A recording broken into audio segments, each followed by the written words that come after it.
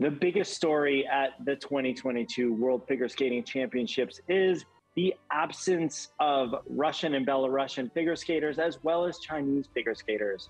The Russian and Belarusian figure skaters are not admitted to the World Championships because of Russia's invasion of the Ukraine, and China decided not to send athletes to the event.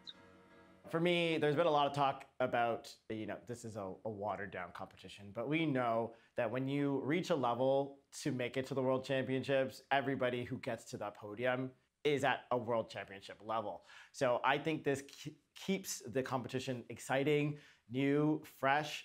There's always a changing of the guards after the Olympics, and this is no different.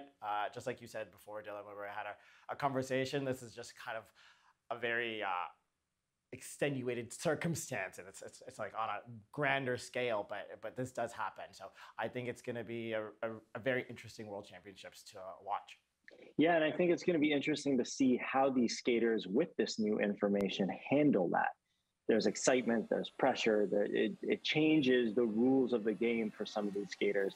So it's going to be very fascinating to see what their mental approach is going to be and how they handle the new opportunities that are presented to them.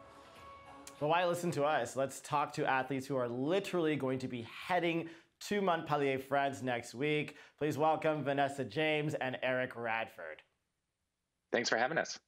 Thanks for having us.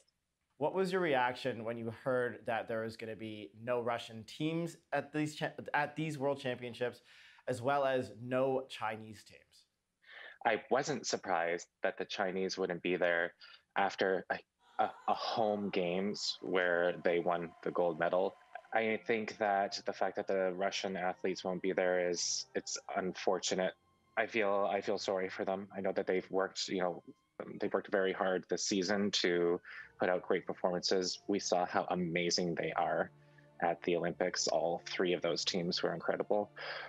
It's out of their control. It's out of all of our control. So when we get there, Vanessa and I will just be concentrating on ourselves. Yeah, I think that despite the Russians or the Chinese being there or not being there, Eric and I have always gone to a competition focusing on ourselves and trying to be our best.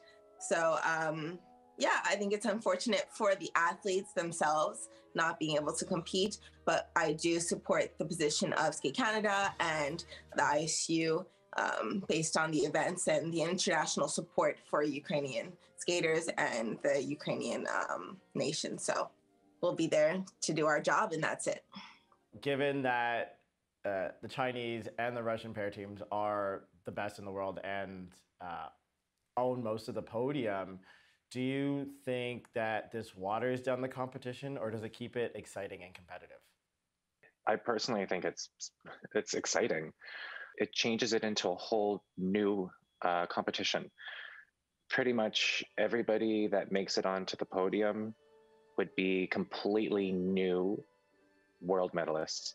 It's going to mean a lot to any team that ends up on the podium. And it's going to mean a lot to any team that ends up having a great skate at the World Championships, especially after a really long season and a long Olympic season.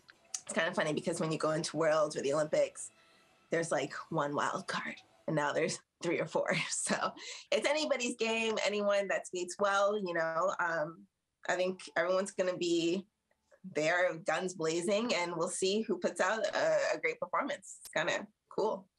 So, without the best being there, does that change what those gold, silver, and bronze medals mean? There will be people that think that, yes, it does. That there'll be people that are like, oh, whoever wins Worlds this year, they're not a true world champion because the best skaters aren't there. But I also think that, each competition is its own entity, despite what reasons other athletes aren't there. And if one of the top teams was sick at the Olympics or couldn't compete because of COVID, like, they're no less of an Olympic champion because one of the other top teams wasn't there competing. So I think that nothing should be taken away from whoever is standing on top of that podium. I think in my mind, and I hope a lot of other people's minds, they are world champions. Yeah, agreed. I think that everyone's going to put their best foot forward, and whoever's there present at that competition and does the best routine with the best elements to the best of their ability deserves to be that world champion or bronze medalist or silver medalist. So we'll see how it plays out. And like I said, it's a shame that it ends up being like this, but I don't think it takes away from anyone that's present at that competition. Hey guys, it's Asher and Dylan from That Figure Skating Show. And if you liked this video, and don't lie, we know you did, there's actually more where that came from. So subscribe to CBC Sports and click it. Click it real good.